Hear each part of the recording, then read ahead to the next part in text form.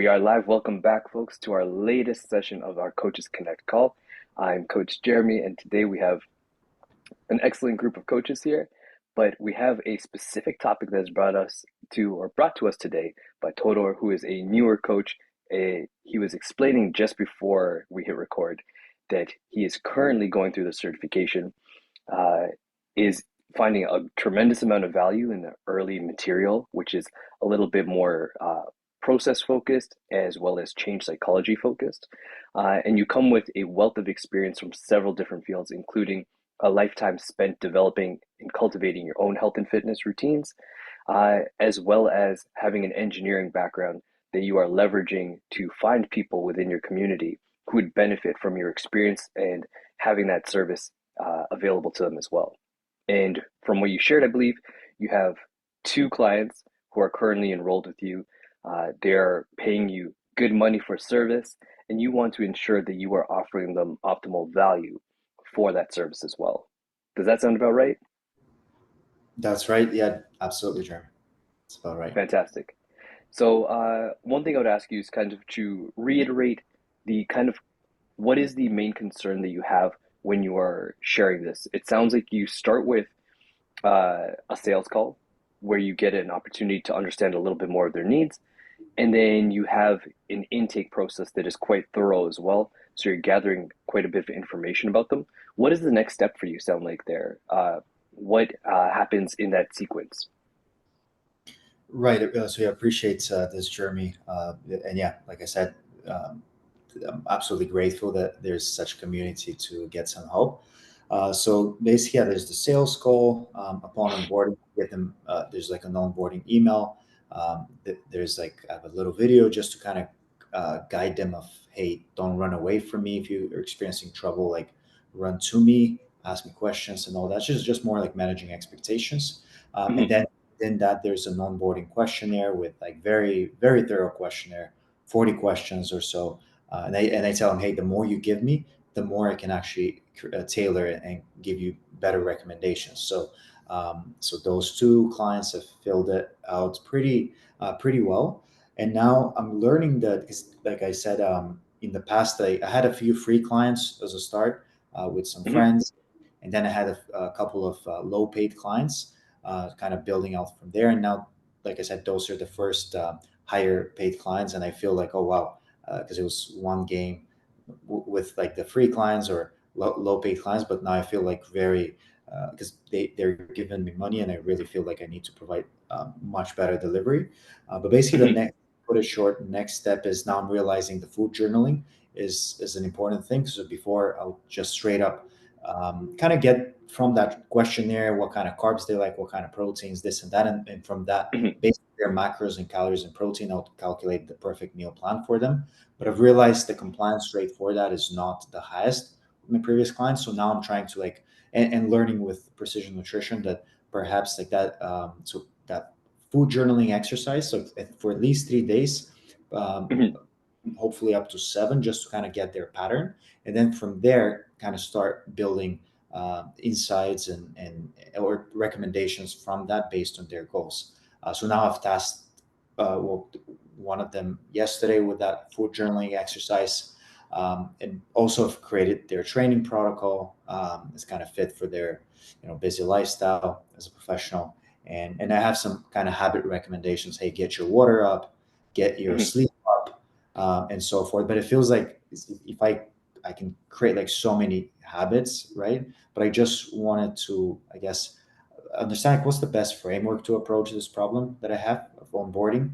Should I, just say, hey, those are 10 habits that you need to add based on that questionnaire, and obviously based on that food journal? Should I sequence it, habit by habit, week by week, or kind of like what's the best way to approach this, client fulfillment and really providing an excellent service? It sounds like you've really laid it out quite clearly. I'm going to solicit feedback from our coaches here because I know there are coaches who are in similar places as you now in terms of working their way through their certification material, but also there are some who also have quite a bit of experience working with clients. Actually, before I open it up two additional coaching feedback here. One thing I will say is, so if folks notice, Todor, I believe you are in some of which chapter are you in your certification? So I've read the first I've done only like two chapters as far as like getting the quiz done, but I've read the Okay. first textbook, and now I skipped the second one because I Mhm. find this nutritional science, and I would just basically like want to ramp up on the change psychology and really Okay. the actual process itself before. So I'm reading the final textbook right now. Gotcha. But mhm. Okay. So the reason I ask this question is because there are some folks who may be listening and saying, do I need to finish my certification before I can start working with people, before I can start taking on paying clients? The answer is typically no, unless your certification is stipulation to employment that you have with an employer or a company or organization. You can start to take on clients at any point during your certification process. That being said, will you be better prepared after going through more of the material? Likely yes. And it also largely depends on like what is your educational background, professional background, and your experience. If you're someone who has like a master's level in related nutrition certification area, chances are the unit 2 is like going to be a lot of review for you. It won't prepare you for more uh, for being more capable of working with clients. Unit 1 is very coaching specific forward, a lot of framework, and then Unit 3 really puts it together in terms of what are specific coaching scenarios you're likely to encounter with various different kind of examples given that makes it very clear on how you would work within your scope in those examples. So you may have heard the reference to kind of level 1, 2, and 3 clients. That is something that Todor is aware of and is using that kind of framework with these folks. And you've also understood that based on previous experience, you may have been pulling, at least unknowingly, pulling some level 3 uh, strategies for clients who were likely more level 1 in terms of their actual capacity. So Exactly, yeah. yeah, to answer that question, you can start working with folks. You can start charging folks if you would like to. Will you be fully prepared? Chances are, if you go through all of the material, finish your certification, you will have a greater grasp of what the entire picture of our PN coaching framework looks like. Uh, and then we also know that there are folks who finish the certification and do not feel completely ready. So in this example, we have someone here who is uh, has the confidence within their own abilities based on their previous experience and test clients that they've worked with. You may be someone who is at the other end of that spectrum where it's like, I've done all the things, but I haven't started working with folks. In either case, we would say start working with folks as early as possible.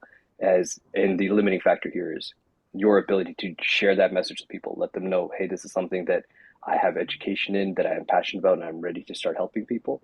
And then someone eventually putting up their hand and saying, yes, I am the person who is ready for your assistance. That being said, getting back to Todor's original question, which is how do I continue to deliver a high level service, or how do I develop a framework that will allow me to deliver a high level service as I move forward with these first few clients? Coaches, you got an opportunity to listen to some of the tactics and the current framework that Todor is using. So I'm curious to know, uh, either based on your own experience and how you operate, or based on what you've heard here, what may Todor want to do to ensure that they have a reproducible uh, strategy or reproducible framework to work with their clients with specific consideration given to not overwhelming clients. So I have some thoughts here, but coaches who are on the call, what are your thoughts?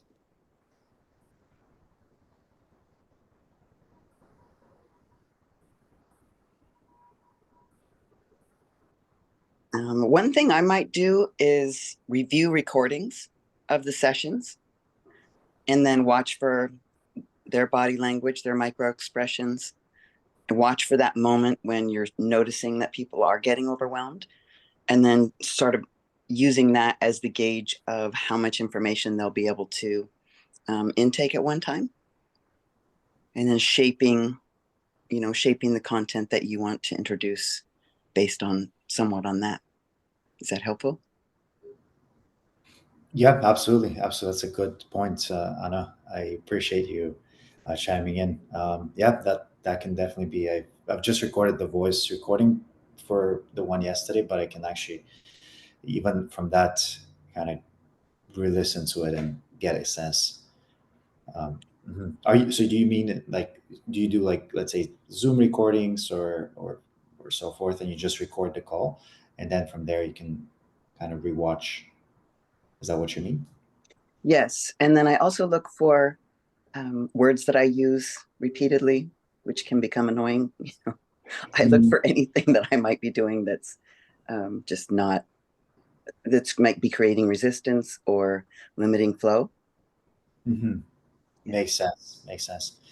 Yeah, that's pretty useful. Are you doing like so? Are you doing like ongoing sessions, like a week to week, once a week, or is it more of a like just an onboarding once a month, but there's a curriculum and like automated fashion? Like I'm basic, just for a bit more context. Like my goal is to obviously like start with more touch points in terms of actual calls with them.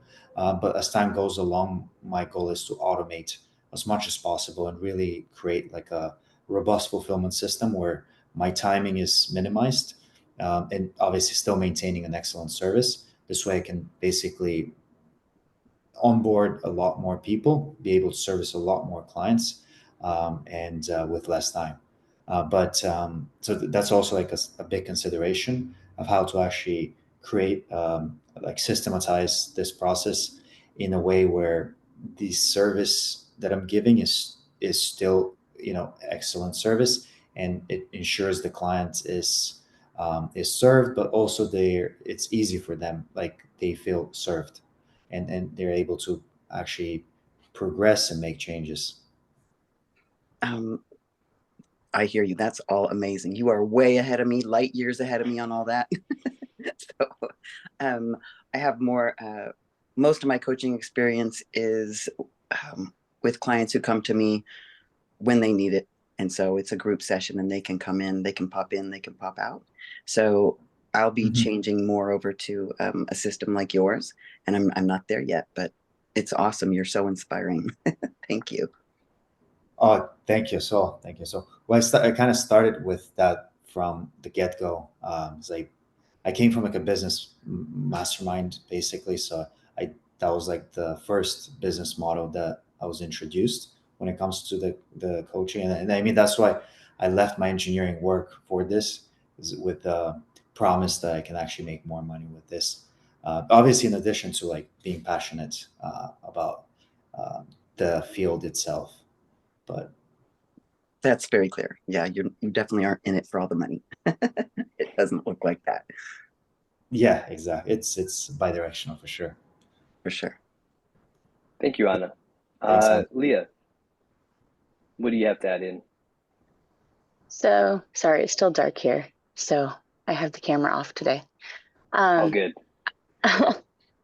I I'm just curious, do you do like an exploration type meeting with your clients? Like I offer like a free, like the first time's free and it's just talking with my clients, um, kind of figuring out where they are at Mhm. before I take them on. Reason being is because during that time, I can kind of see where they are at.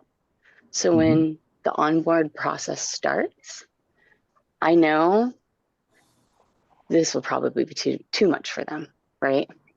Mhm. Um, like for the last few weeks, I've been talking about one of my clients. She hasn't done anything when it comes to food. She's, yeah, discovery call. Thank you. Um, I just spoke up, so I'm just like, but yes, I do the discovery call. And, but anyways, I have a client and she hasn't done anything about food for the last 6 months. Mhm. And I knew that from the get go. And so all we've been doing is just working on habit changing. So it just takes just that time. But I'm just curious if that's something that you do, because that's something that I find really helpful. So you're not having all of these questions. Mhm. Makes sense. Yeah, thanks, Leah. Leah, right? Yeah, Leah. Yeah, thank you. I appreciate that. Yeah, so I do something like more so, like let's say my sales call, which sometimes it's Hmm. two parts sales call. I go into like very, very deep, but a lot of it is like just emotional drivers. So maybe like 30 plus minutes of me questioning them and just listening to them. And I just pitch like very, very shortly, very concise. But within, you can say that the sales calls has a very, very thorough discovery where I understand like quite a bit of you know not just their goals and their current habits, but also like deep emotional drivers. And then from there, the onboarding questionnaire, it's more so like I'm overloaded with how much information they have given me. So it's more so Hmm. a way of design this and like as little touch points as possible. There's huge information transfer from both sides, from them to me and from me to them. Like basically, it's like 'cause my is like my kind of goal is like how can we exchange information in the most efficient way with the least time invested both ways. And Mm. now I can say, hey, with the sales call plus that discovery document, I have so much information, but based on that information alone, I can just completely create protocols for them to reach their goals pretty well. But like I said, like we were talking about, that might be like level 3 approach to level 1 clients. But let's say to put it short, I do understand. So now, based on that question, I have a very good picture of those clients, like their favorite foods, what they have tried in the past, their diets, their current schedule, when they're eating, how many times they're eating, how many times they train. Like it's a very very thorough questionnaire that I've designed. To put it short, I have a lot of information about them already from that questionnaire and the sales call that I do. And do you find the information being too much, or do you find it being all useful? It is, I mean, it is useful, but like I think the biggest thing is more so what I'm finding out. Like, so if I take this information and I say, okay, ideally, this person needs to drink more water, they need to up their protein, they need to maybe cut a bit of like sugary snacks. They Hmm. like, so I can kind of compile a list of all the things that all the habits that they need to do. However, that's almost like a snapshot of what they could look like in 3 months or 6 months down the line. But so I guess like the question would be, is it more so if I have a snapshot, hey, this is like the final goal for those guys? Because now I have like a lot of information about them. And obviously I can discover more. It's a Hmm. as per the precision nutrition. It's not just a one time, but even from the start, there's a lot of information. But more so, is it when it comes to the fulfillment? Even is it even like wise for me to say, hey, those are all the habits, like those are all the gaps that we need to address, and but perhaps let's tackle them one by one. What can we agree on that is doable? What's the lowest hanging fruit that you and I can say, hey, habit one, let's start with that one, and then so basically, I guess the question is like, should I, given that I have this information and given that I can compile this list of all the habits that they need to improve their lifestyle and actually get to their goal and be healthier and whatever better body composition, energy, and all Hmm. that. Should I release those habits on a weekly basis? As So, Todor, I'm gonna pause you here because we've been kind of circling around this central question, and I think you're finding your answer. It sounds like you're kind of convincing yourself at this point, and with Leah's help and with Anna's help here, specifically regarding like I have all this information. I have a pretty clear understanding of all of the myriad of things that they can change. Should this be a 3 month process or a 6 month process? It sounds like you're finding out kind of the central issue here is like there's a lot of things that we can tackle.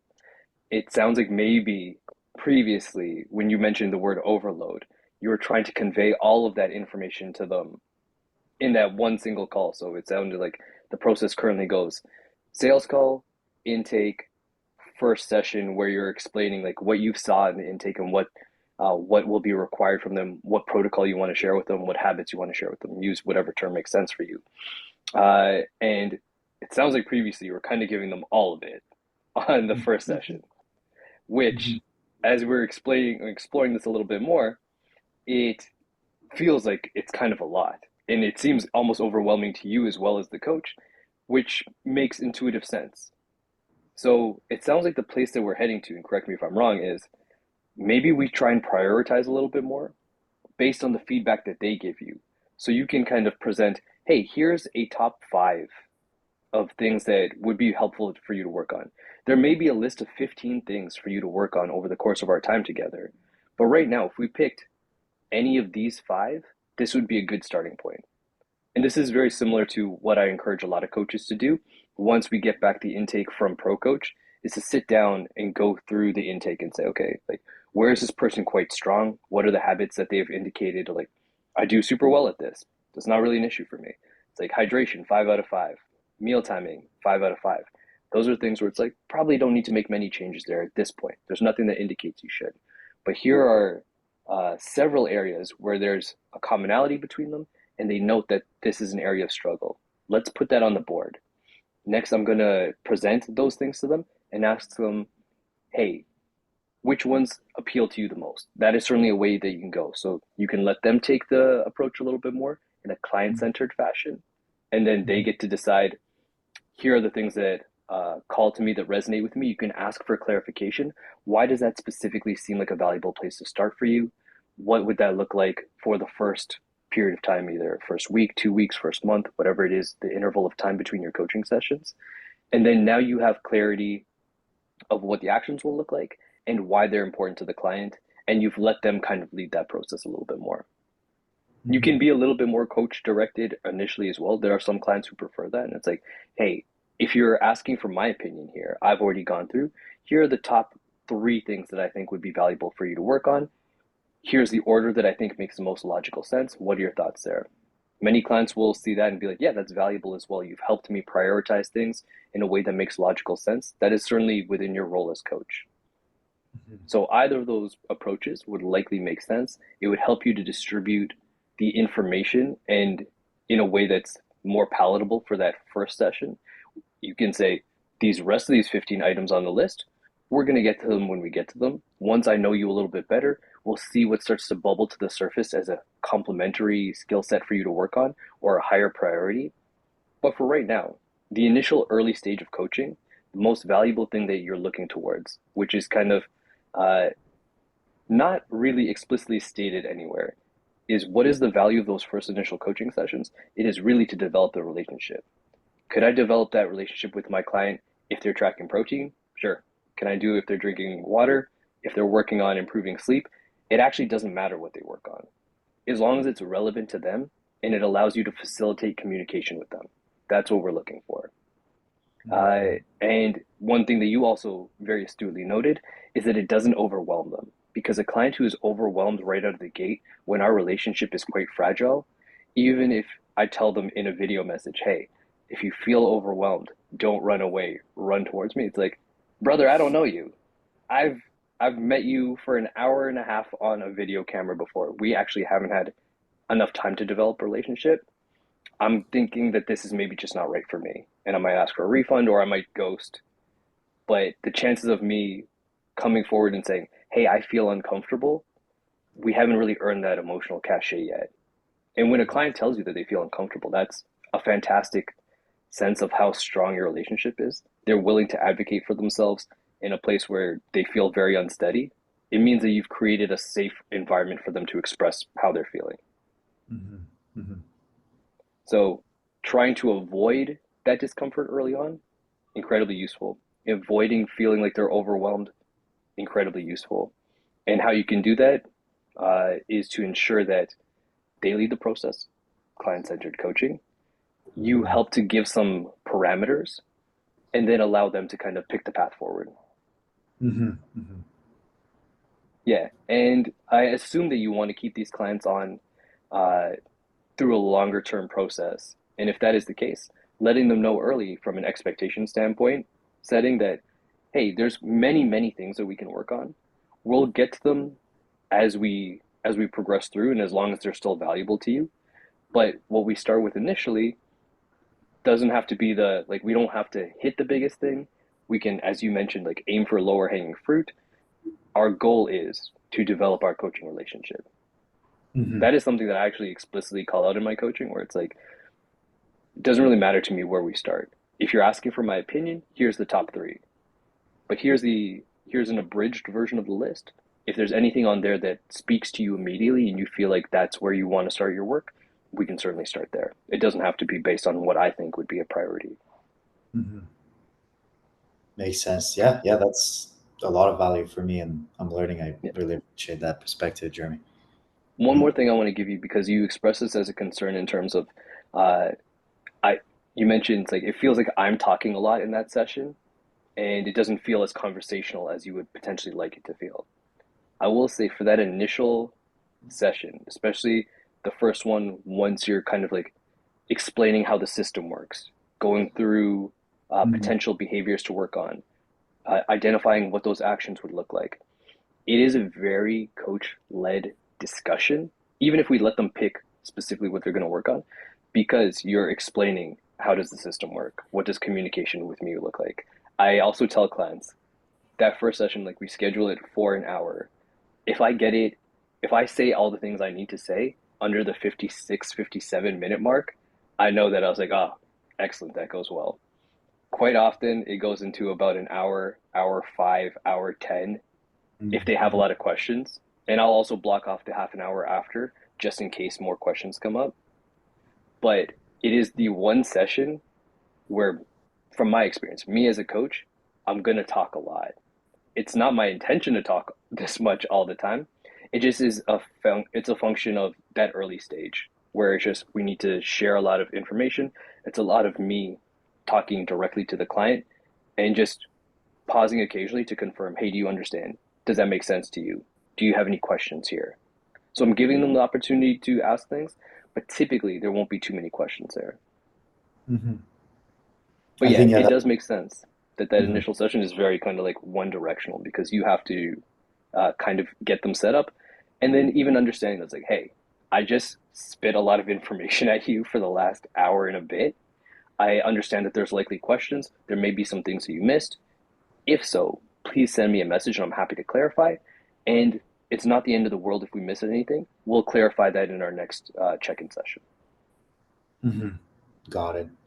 Yeah, that's super useful, Jeremy. I think that was really the case. I was explaining a lot of the system and how it all works. Yeah, and do you find that so when it comes to, because there's obviously like different business models, but if in terms of like okay, I have that first onboarding session, let's say it's 1 hour. A lot of it is explaining the system and just more so the logistics of the relationship. Uh, Mhm. but then maybe, hey, those are all the habits. Which ones would you like to tackle first? Kind of give them, take the lead in this case. But instead of having like weekly calls and so forth, maybe have monthly calls, but there's a lot of other, there's like, okay, maybe daily communicate, daily chat. I can have office hours. I can, once a week, there's that weekly check-in. It's a 5 minutes form that they fill out, and I provide a Loom video to them. So basically, how can I make this business process as efficient as possible so I don't have to have half an hour, 45-minute calls with every client every single week, and they're Gotcha. still served. I can certainly add some context to that question there. Miriam has very patiently had her hand up for quite a bit of time. So, Miriam, anything that you want to add to this conversation before we go into kind of like logistics and streamlining? Oh, thanks. Yeah, the only comment I had, and I can't remember what book it was, maybe it was Switch, I don't remember, but it talked about like if somebody like tells gives me a suggestion for a change, I'm 80% likely to do it. But if somebody tells me two things to change, that drops down exponentially. I don't know, it's like 30 or maybe like 30% that I'm likely to do either one of them. Like it's just it was a statistic that I had read in one of the books. And then I found I was surprised, but then I also found that true. Like for myself, if I try to tackle a whole bunch of things at once, I just say the heck with it. Like I might do it for the first week because I'm all gung ho, and then I just forget it. Like I'm just not doing any of it. Like, and so, but if there's one little thing that I have, that maybe success happens, that I have success with, then it kind of feels good. And then I can build on that, maybe do something a little bit more, so anyway, that was just, I was just thinking of that when you were sharing. So thanks. Appreciate that, Miriam. Yeah. Yeah, it certainly adds more context to that feeling of, even for coaches, the idea of kind of overwhelm and trying to avoid it. Uh, Coaches are also human beings, and we also feel that level of overwhelm when we have so many things on our to-do list. It may feel like a priority to try and like, I know they would be helped by getting a better hydration and getting better quality sleep and eating more protein and working out regularly. But if you build a strong relationship, you'll have time to kind of tackle those things as they come up. How you prioritize them can be coach led, can be client led. You get to decide as a coach how you want to operate in that space. It sounds like the coach or the client led coaching model that we share is something that you find quite valuable and something you may want to introduce a little bit more. My suggestion would be take what you previously have, where it's like very coach led, and then keep that framework, present it to the client, and then let them decide where they want to go. If they are unable to tell you, hey, this is what I want to do, then you say, no worries, I got your back. Here's what I would say is the most valuable to get started. Some clients do appreciate having a little bit more guidance at the onset. And then remembering that whatever we work on initially, it's not actually about specifically getting more hydrated or eating more protein. It's about facilitating the growth of our relationship as coach client, having them get used to tracking some information, getting used to sharing it, and then talking about potential changes that we can make next and helping to troubleshoot any problems that come up along the way. You can do that with pretty much any practice that either they choose or you choose. Makes sense. In terms of streamlining things, you'll notice that as you go through more coaching sessions, as you get more reps under your belt, there are going to be similar questions that come up repetitively. Things like, how do I do X, Y, Z within the platform? How do I navigate this situation?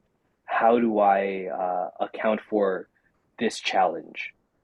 Once you start to see those reps coming up, you will likely respond to them in a different medium. So you can have a text-based answer, you can have a video-based answer, you can have resources that you share with clients. I would strongly suggest, as you're going through your coaching practice, start to capture the responses that you're sharing with individual clients and then begin to template them. So you could be working with your client, Margot, and it's like, hey, Margot, you mentioned the other day that you were having, you noticed it was challenging eating in social situations. Here are the top 3 things that you mentioned, and here are some ways that we can explore those situations. So you're going to write a very detailed response, or you're going to record a very detailed message or audio note for that client, save it, have it in a way where it's like, okay, in the text-based version, I'm just going to have, hey, client, and I'm just going to have a filler space there. And then I can copy and paste that and share that later. So it took me 15, 20 minutes to craft that response, to thoroughly think it through and then share with that one client. The next time a similar question pops up, and a similar question is 100% going to pop up, I can utilize that canned response and then modify it as needed for the new client, changing the name, changing some of the context, and then share that with the client. This is like base, as your expertise grows, you're going to have a long library of all of these responses, and they will sound authentic to you. They will be relevant to the client and their changing circumstance. And that is just part of your process. So you won't have to kind of, every time this question comes up, I got to take another 20 minutes. It's every time this question comes up, I have a resource that I can share with them immediately. And as you improve in your coaching practice and you gain more reps, you can continue to fine tune that response and those resources. So that should be much quicker as you move forward. Right now, if it's slow and a little bit time consuming, let it be. That means that you're putting thought into your process and making sure that it makes sense for the clients that you're working with now, and you'll modify in the future as needed. Yeah, that's super helpful. So basically, I kind of like build a library of resources, whether in a text format or perhaps Loom videos, and whoever has a need asks a similar question, I can always refer, hey, watch that quick video on how to curb cravings, for example, or whatever that Yeah, my got it. suggestion would be to have it based in like have a text response. You Mhm. can then use a text response to kind of like form the backbone of your response on Loom. So you just quickly read it, share share the same sentiment in your Loom video, and then also have any like a library of any additional resources. They're like, oh, here's PN's guide to avoid weekenditis or overeating in the evenings. You may want to take a look at that as well. So you've supported learners who would best be responsive to a text-based message, to people who would respond to kind of a little bit more personal touch via video or audio message. And you also have additional resources for people who are what we call like knowledge seekers who want to go a little bit deeper and see a little bit more behind the scenes. Mm, And got that's it. quite a robust library that you can have. It will take time to develop, but once you have it forever. Hmm. Hmm. That's super insightful. Really appreciate that, Jeremy. It's a lot of golden nuggets. I've a lot of direction here. Um, got it. And do you, how, in terms of like, if you're coaching a client, like what's like the optimal frequency of actual, let's say, video calls that you find? If you have like, let's say, a robust system developed with a Mhm. lot of resources, a lot of, you've enabled, hey, I have office hours so I can answer any day-to-day questions once a day. You have once a week, like let's say, a little check-in, and you can create a Loom video. If you have like all these touch points and so forth, do you find that you still need to do a call, one maybe half an hour call once every week, or do you find that you perhaps it's not necessary, maybe once every 2 weeks or once a month for the actual Uh, video? so I'll share my approach in a second. But Raju, do you have a second to pop on, or are you text only today? Yeah, sure. I can, Jeremy. Are Yeah. you able to hear me? Yeah. So Raju has been a member of this community for 3 years at this point. Uh, yes, 4 years, I think. 4 years. Dang, 4 years now. So I remember Raju coming in for kind of his first Coaches Connect calls when he was going through his certification process. And he's developed a really robust process for himself and is doing some really interesting things in the coaching space. Do you want to share what your approach is with your one-to-one clients? Yeah. Before getting them onboarded, Jeremy or Roder, Roder, right? Yep. Okay. So what I do is, as you mentioned, I have a sales meeting where I have them to convey all their challenges and provide a customized solution for them in the call. And I also try to understand whether that particular prospect is coachable. Then only I will get them inside my coaching. I follow once they are onboarded and inside my coaching system. I follow 100% PN coaching process, all the 6-step coaching process, and I start with a kickoff meeting for 1 hour. Then every 2 weeks once, I have a half an hour to 45 minutes of a coaching call. Then I also provide a daily tracking app where we log in put the practice that have been planned as part of the coaching calls. And on Mhm. a daily basis, clients check in into the app. And I am also available over the messenger on a daily basis, but I reply on a 24 hours basis. That's what I, Cool. So it sounds and like this, your model right now is uh, a live coaching call for 30 to 45 minutes every 2 weeks. yeah, yes. Yeah. Mhm. Cool. Got it. Yeah. Thanks for sharing. Thanks for sharing. Narashim Maharao Yeah, yeah, Raju. Raju. Yeah. Sorry for the Thank you, mispronouncing. Yeah. bro. Really Nice appreciate meeting it. you. Thank you, Raju. Uh, yeah, I mean, my approach is similar in that I initially for the first month, it's not, this is one of the only like non-negotiable things for my coaching approach. And even then, I'm not 100% committed to it. Like I won't not work with the client if we can't make this work within the first month. But I strongly encourage weekly check-in for 30. We schedule for 30 minutes. Whether we use the whole time or not depends on what the client's needs are. But that's once a week, typically standing appointments, so same day, same time as often as possible for the first month. Once we've gotten to the end of the first month, then I'll have the conversation with the client. Hey, do you want to continue at this frequency, or do you want to change the frequency to something closer to every 2 weeks or every 4 weeks? I let them know also the cost of the program is not going to change because I don't want them to try and think, okay, I can save a few bucks if we meet less frequently. Because if that lack of support or the change in level of support leads them to feel like they are less capable at this time, then that may hamper their success. So I say, hey, we can meet less frequently. It's going to cost you the same. What do you want to do? Almost everyone keeps it at the weekly check-in. There are very few people who like sometimes they they're very time crunched because typically professional obligations. Like I would actually prefer to get that an hour back in my month. It actually means that much to me. Like cool, we can work with that. And similar to Raju, I use a tracking app. So I use PN's app Pro Coach, and Mhm. the goal is just to see that they are engaged throughout the week. What they actually track is not super important to me. I just want to see, are they capturing their experience in some meaningful way to them? So, Mhm. and if I don't see that that's happening regularly, I may send a message like, "Hey, how was working on this thing today? I've noticed that you haven't tracked that much," or I'll bring it up in our next check-in appointment. For some folks, if they feel like I'm able to give you a pretty solid accounting of what my week looked like without actively tracking daily, that's perfectly fine. It Mhm. really matters like can they be aware of their experience in the moment and then can they relate that experience to me?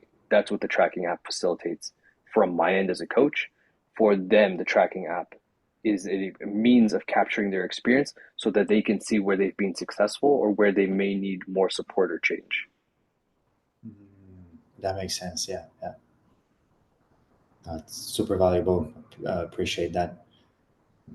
So, in terms of yeah, because you mentioned the code, the price obviously doesn't change. I try Mhm, to basically collect so sell in 3 months or I'm gonna slowly as my credibility increases. I'm mhm. gonna push for 6 months, and obviously from a business point of view, paid in full is ideally the best.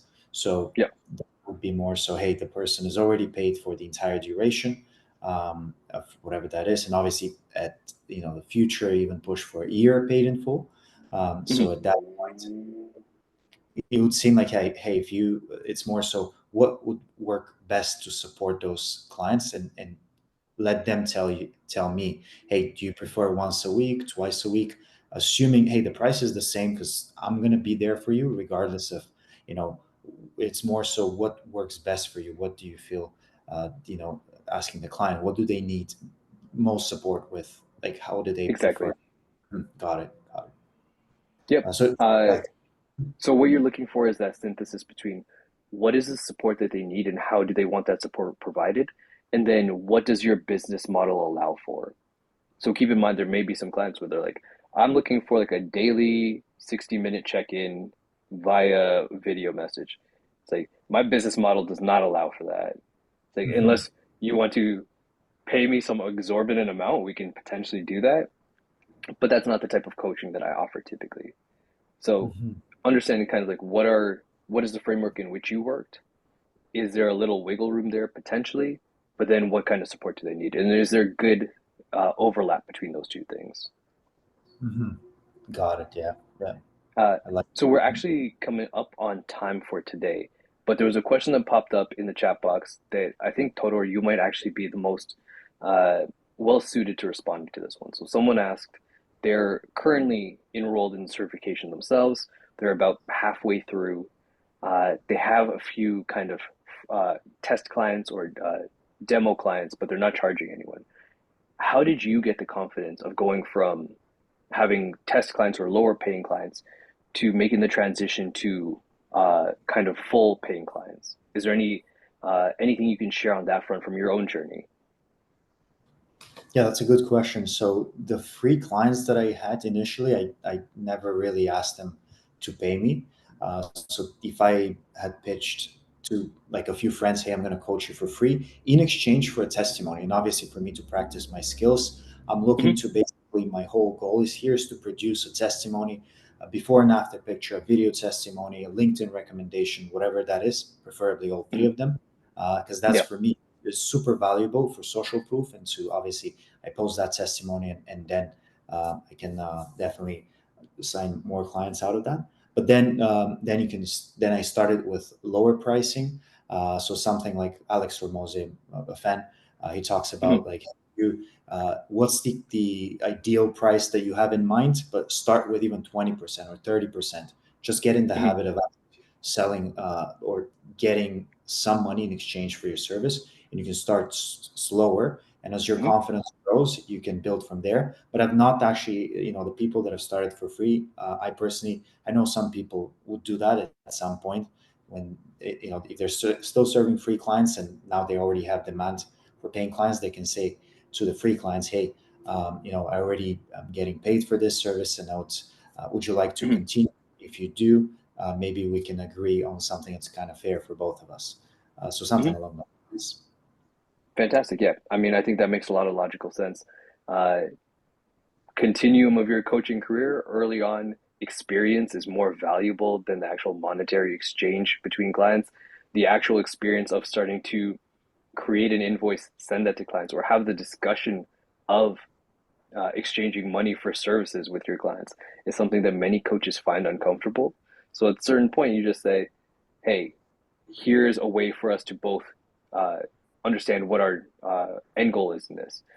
Tudor was very clear initially with his clients that I'm looking for a testimonial initially. What I want out of this is social proof and the ability to test my coaching practice.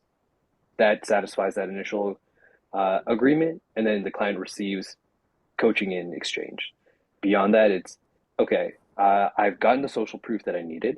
I got to test out some of my approach. I'm still not, there's still some things that I'm working towards and some things that I am looking to improve. But in the meantime, I'm ready to take on some test clients. Here is what my final price will be. So I'm going to give them a discounted rate if you start with me now. It might be a little bit rocky. There may be some things that change midway as we learn more together. But if you're willing to start with me now, you benefit from getting a discounted rate. I benefit from getting continued experience. And then again, once you continue to move through that, understanding that at a certain point, I have experience, I have a track record of success. Now I feel more confident that my systems are in place. I'm going to start to charge my full rate. Mhm. Exactly. Yeah. Uh, Yeah. yeah, so hopefully that person heard that response, and if not, they will be able to capture it in the replay. Uh, cool. This feels like a good place to end off for today. Todor, I hope that was helpful for you. Thank you for bringing the discussion, and I hope that it's something that resonates with other coaches who are in the midst of either crafting their business or reconfiguring their business to make sure that it works for them. Absolutely, super valuable. Really appreciate everyone's help here, and yeah, Jeremy, you facilitating this. It's really happy. I feel empowered. Fantastic. Yeah, Yeah, I hope you come back in future weeks and give us some updates on how things are going.